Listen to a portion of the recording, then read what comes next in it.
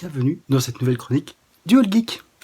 Voilà, alors beaucoup de choses se sont passées sur la chaîne, non, mensonge, très peu de choses se sont passées sur la chaîne. J'ai eu beaucoup, j'espère que j'ai encore un setup tout pourri, j'espère que ça va aller quand même. Donc il s'est passé des choses, mais pas forcément sur ma chaîne. Je vous conseille d'aller sur la chaîne de la Taverne de Lug, des podcastors, voilà, où on a fait des petites choses ensemble. Voilà. Mais sinon, sur ma chaîne, effectivement, depuis le challenge, j'avoue que j'ai plus beaucoup de temps et puis j'ai beaucoup de travail en ce moment. Donc bon, j'essaie quand même de faire des vidéos et on va reprendre. J'ai quand même des trucs là qui sont arrivés que j'aimerais vous partager. Donc on va commencer cette nouvelle chronique avec un petit état des lieux, effectivement, sur la chaîne. Donc il y a 2 vidéos en préparation qui sont des vidéos plus réflexion, bilan sur deux œuvres qui sont assez connues. Donc on va voir, je vous gâche pas la surprise, de toute façon j'en ai déjà parlé auparavant, donc de toute façon voilà, vous savez ce qui se passe. Donc je vais découper un peu différemment, il y aura pas forcément beaucoup de chroniques, de review pour cette chronique, mais on va voir, voilà. Mais on va déjà commencer par les achats, comme à l'accoutumée. Pour les achats, il y a eu beaucoup d'achats. Je sais même plus quand est-ce que j'ai fait la dernière chronique, donc il y a eu beaucoup d'achats. J'ai acheté les 2 trade paperback de Savage Dragon en VO qui me manquaient pour faire le lien entre ce que j'avais et la version française publiée par Black and White. Voilà, donc avec The Trial et The End, donc qui reprennent les épisodes 181 à 192. Voilà. 181 à 192, donc voilà, 2 trade paperback de 6 numéros.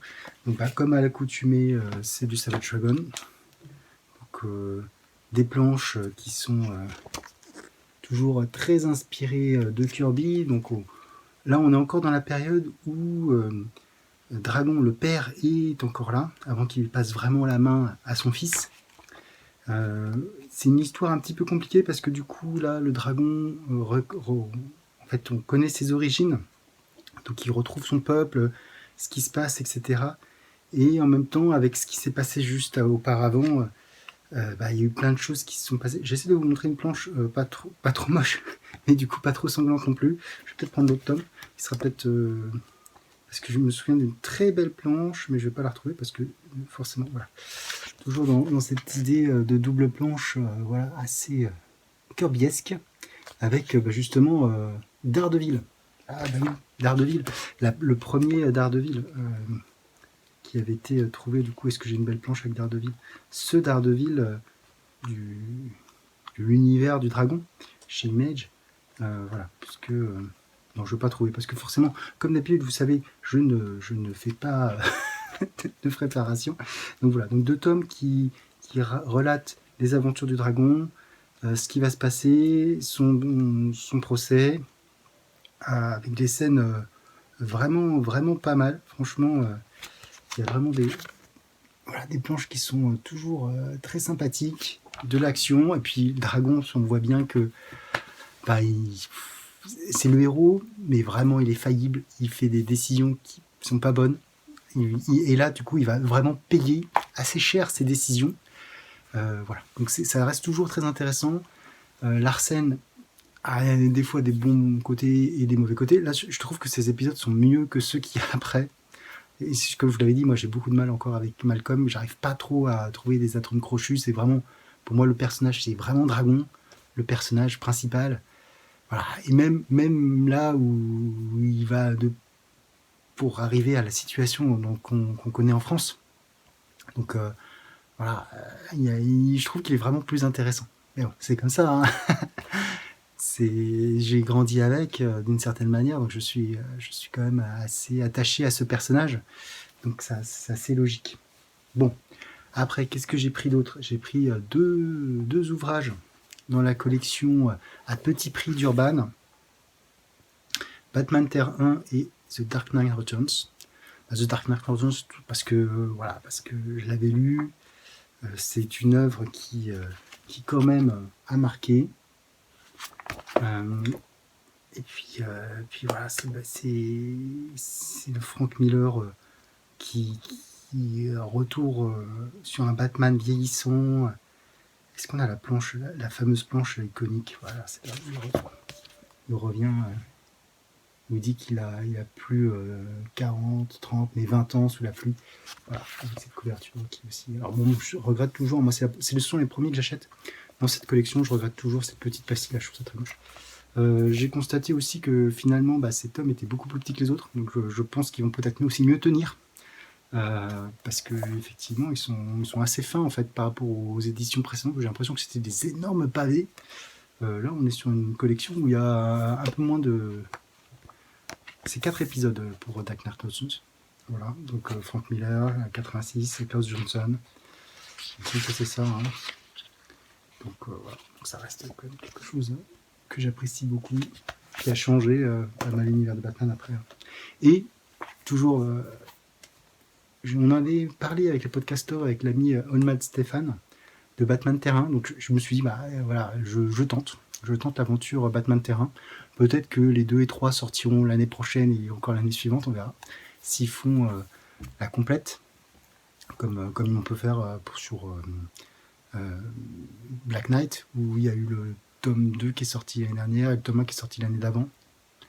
Ou c'est le contraire, ou le tome 2 qui est là cette année, je ne me souviens plus. Hein, du coup, non, ouais, c'est ça. Le tome 2 qui est sorti cette année et le tome 1 qui est sorti l'année dernière. Donc voilà, donc j'ai commencé par ce tome, donc scénarisé par Jeff Jones et dessiné par Gary Frank. Wow, graphiquement, c'est quand même vraiment pas mal, hein, Gary Frank. Dire ce qu'il est. J'aimerais bien qu'il retourne chez Marvel. Parce que ça fait longtemps.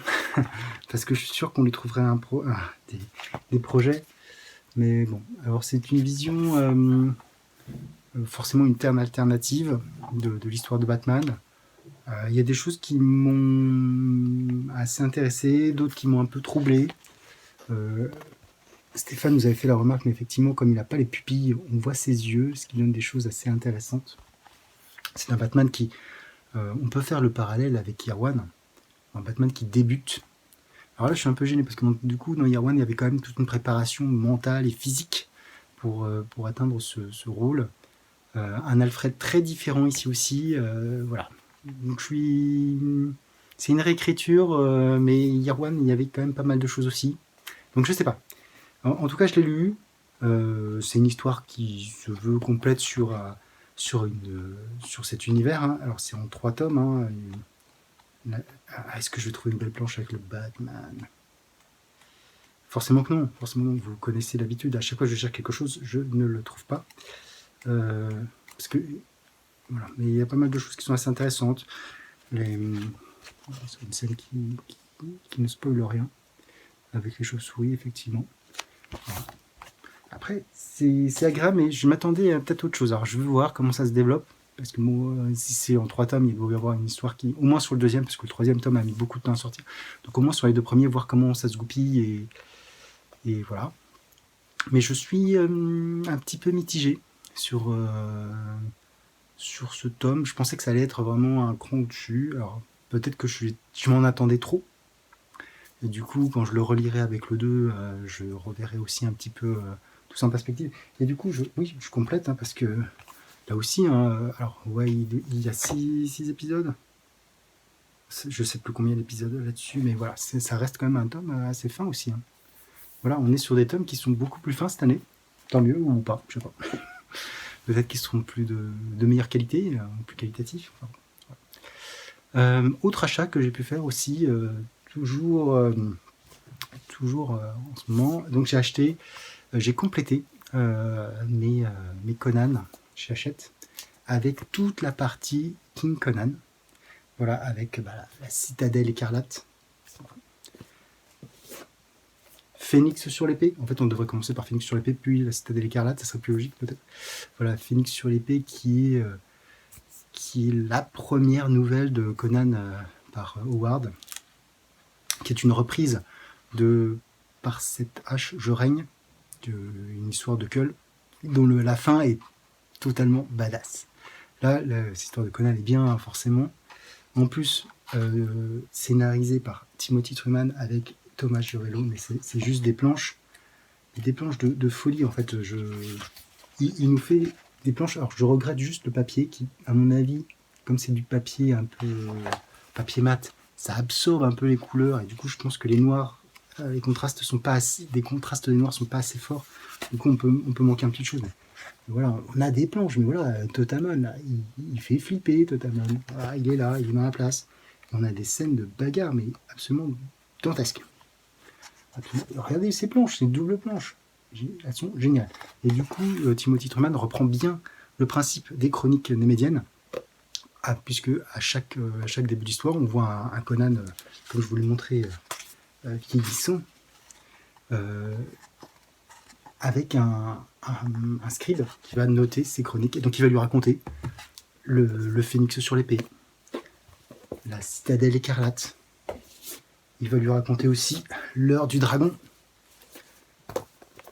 et Conan le Conquérant, qui forment une seule et même histoire, qui était reparue chez Panini avec Roy Thomas et John Buscema. Mais voilà, là aussi, Timothy Truman et Thomas Jurello, ils font des planches, mais quoi, l'histoire est vraiment, déjà l'histoire est bien, et ils subliment l'ensemble. Ils font des scènes de bataille absolument dantesques. Je vais pas réussir à trouver une planche pas trop sanguinolente, mais voilà, je veux dire, voilà, quand on a des planches comme ça, voilà, quand le roi se penche sur la tombe de son épouse, c'est des planches absolument géniales. Je vais vous retrouver un affrontement comme pour vous montrer aussi un petit peu les affrontements qu'il peut y avoir dedans, mais voilà, on est sur des choses, voilà, absolument superbes. Et on finit par peut-être la dernière histoire, les loups sur la frontière, donc qui est une histoire avec, cette fois, parce que en fait là on avait le roi Conan qui racontait ce qui se passait. Là on a une histoire du roi Conan, donc vieillissant, voilà, mais qui ne s'en laisse pas compter. Voilà. Il va toujours faire des rixes, qui va recroiser des anciens ennemis, les Pictes. Ça reprend l'histoire de Par-delà la rivière Noire, avec une histoire aussi qui était développée dans les Dark Horse avec une personne, que je dis pas qui. Et du coup là aussi c'est super agréable, franchement je me suis régalé avec ces tomes qui sont vraiment superbes. Voilà. Je me suis vraiment régalé sur toute cette partie de King Conan. Le dernier tome, donc là on reprend les tomes 110 à 114. Et j'ai pas pris le tome 115 qui est le dernier de la collection, parce que c'est le livre de Toth qu'on retrouve dans l'omnibus. Du coup voilà, on a le droit à la petite frise. J'ai pas pris le 109 non plus parce que je l'avais déjà. Le 109 c'est hop, je l'avais pris en anglais. Peut-être que j'aurais dû le prendre en français, mais bon voilà. Les choix. Mais vraiment, alors je ne sais pas comment Panini va ressortir ou pas, parce qu'ils ont ressorti l'omnibus qui était sorti également aux États-Unis, mais ils n'ont pas sorti les tomes, ils n'ont pas ressorti les tomes uniques. Là, c'est vraiment une pitié parce que franchement, alors bon, n'hésitez pas, ils sont disponibles, hein, vous pouvez aller sur Hachette. Si ça vous gêne pas d'avoir un petit bout de frise, voilà, c'est vraiment, vraiment, je trouve ça bien. Après, le papier, comme je vous dis, moi j'aurais préféré un papier glacé pour que ça fasse ressortir un peu plus des couleurs, pour refaire sortir les dessins de Jurello qui sont absolument géniaux. Mais bon, c'est comme ça. C'est comme ça. Donc là, c'est les achats, il y en a eu quand même un petit peu. Voilà, parce que j'avoue que il y a eu quand même pas mal de choses. Donc voilà. Donc maintenant, on va passer aux chroniques. Pour les chroniques, on va commencer par une chronique manga. Il n'y aura pas beaucoup de chroniques manga, chroniques tout court. Hein. Donc c'est le projet Tsugumi chez Kiun, voilà, parce qu'il y avait une opération 2 pour le prix d'un, ça vaut le coup. Ça vaut le coup. On m'avait conseillé, une chronique d'Escobar m'avait conseillé de lire.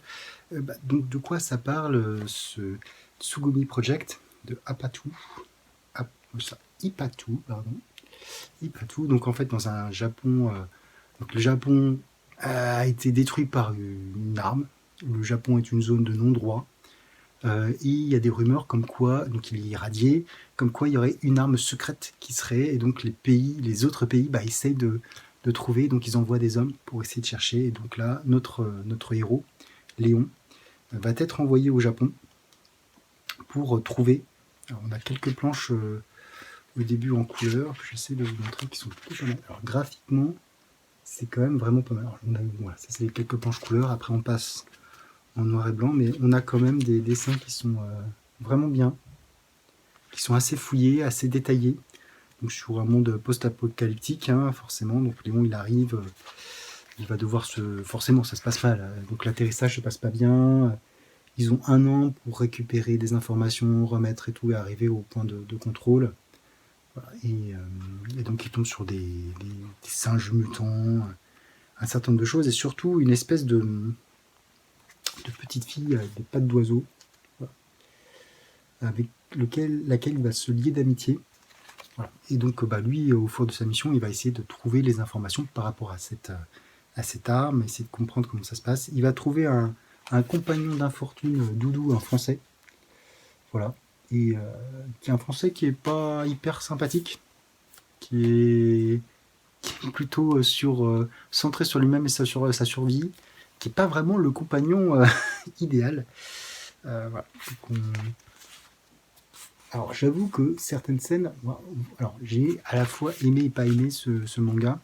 Ce que j'ai pas aimé, et je vais vous le dire tout de suite, c'est le personnage de Tsugumi, hein, qui déjà d'une part révèle quand même quelque chose, quoi, grandement, c'est pas un spoil, hein, c'est le nom du personnage. Hein. Tsugumi qui ici donc est la petite fille avec les pattes d'oiseau qui est accompagnée d'un singe, d'un tigre géant. Voilà. En fait, ça me fait sortir un peu de l'histoire parce qu'on est dans un monde post-apocalyptique avec des choses qui sont pas réalistes, mais qui sont du domaine du plausible. Des radiations, les singes qui prennent le contrôle, etc. Et on a ces deux êtres qui sont pour le coup vraiment complètement différents, vraiment trop. Et le mélange kawaii de cette petite fille avec voilà, elle est toute mignonne avec cette patte d'oiseau et son caractère hyper dangereux, ça me fait sortir un peu de l'histoire. J'arrive pas à accrocher à ce type d'histoire où on a un personnage hyper fort mais hyper mignon, ou qui se veut hyper mignon mais hyper fort. J'ai du mal. C'est quelque chose qui me trouble un peu et qui me fait sortir un peu de l'histoire. Du coup, parce qu'on a des scènes voilà, où c'est plutôt pas mal. Voilà, on a des idées, on a une ambiance un petit peu oppressante, mais ce personnage de Tsugumi, déjà, comme je vous dis, spoil quand même, si on réfléchit un petit peu, le manga s'appelle Tsugumi Project. On peut imaginer quelque chose. Et en plus, je sais pas, ça ne me plaît pas. Ça me plaît pas, ça me fait sortir un peu d'histoire. Donc c'est dommage parce que c'était pas une mauvaise lecture que j'ai eue. Mais je suis mitigé. Alors je sais pas si ça va être différent avec les autres tomes. Je sais pas si je continuerai. Là, c'est vrai que ces tomes neufs coûtent moins cher que des tomes d'occasion. Donc je me suis dit, ok, c'est quand même pas mal d'avoir ça. Et puis bon, si ça me plaît, tant mieux. Si ça me plaît pas, tant pis. Chronique, je l'avais conseillé, Esco, voilà, bon. Là, je suis un peu mitigé. Faudra qu'on en discute. Hein. Peut-être qu'à partir du tome 3, ça va être dément. Mais là, sur les 2 tomes, je suis assez mitigé. Voilà. Donc bon. À suivre. On passe maintenant à la dernière chronique. Et la dernière chronique, on me l'avait demandé la dernière fois, et donc c'est le Conan des îles. Donc ce tome paru chez Semic en 92, donc collection top BD, scénarisé par Roy Thomas et dessiné par John Buscema. Alors l'histoire est très simple. Donc Conan est roi, il est sur son trône depuis un bout de temps, il a son fils, il se remémore ses aventures passées. Cependant, il y a quelque chose qui va arriver et qui va, voilà, il y a des espèces de petites, je sais pas comment on appelle ça, petits pétales qui tombent sur les personnes et qui les emportent. Et du coup, ça emporte beaucoup de personnes et donc Conan, de plus en plus de personnes, il sent qu'il y a un mal qui attaque son pays là, qui le nie, mais il sait pas trop. Et à un moment donné, il se retrouve appelé une nouvelle fois par le sage Épimétréus, comme dans le Phénix sur l'épée. Et donc il lui dit qu'il y a un mal qui est au-delà des mers, et donc Conan décide de quitter son trône et de repartir en tant qu'aventurier pour une dernière aventure, une dernière partie. Alors c'est difficile de savoir quel âge il a. A priori, il dit qu'il n'a pas 70 ans, mais bon, on va dire qu'il a une soixantaine d'années, a priori. Ce qui est ce qui graphiquement n'est pas visible. C'est un peu ça qui m'a troublé, parce que voilà, si on prend... alors c'était la mode à l'époque peut-être, mais voilà, comme on voit là le Conan qui a à peu près le même âge, hein, du coup on voit quand même qu'il est vieux. Il a les cheveux blancs, il a la barbe, il est vénérable, entre guillemets. Alors que là, en fait, il pourrait, en fait, ça pourrait, j'y vois, alors j'ai rien, juste au contraire, au contraire, John Buscema, j'aime beaucoup, mais là, je trouve qu'il n'a pas été très inspiré. J'ai l'impression que ça aurait pu être une aventure de Conan de n'importe quel moment, en fait. On voit pas graphiquement l'âge de Conan. C'est un peu différent. Là, on pourrait dire qu'il est monté sur le trône. Donc, bon. Donc, Conan qui va donc se retrouver en Argos, il va reprendre son nom, le nom d'Amra, le célèbre flibustier avec le nom avec lequel il avait avec Bélite 30 ans auparavant. Donc voilà, on dit que c'est 30 ans auparavant, donc on pourrait dire qu'il avait une vingtaine d'années, donc il aurait un peu plus de 50 ans. Bon, entre 50 et 60, c'est pas très très clair. Voilà, mais bon, physiquement, il tient toujours la route, toujours aussi bien, et donc effectivement, il prend un bateau, il prend un bateau comme à sa d'habitude, hein, il va le récupérer à sa manière, et il va voguer sur les flots pour essayer de trouver le mystère qu'Épiméthéus lui a montré, ce mal qui a tué un certain nombre de personnes. Alors, bien sûr, sur le chemin, il va y avoir quelques problèmes, hein. Vous imaginez bien, entre les pirates, les monstres, etc. Donc, voilà.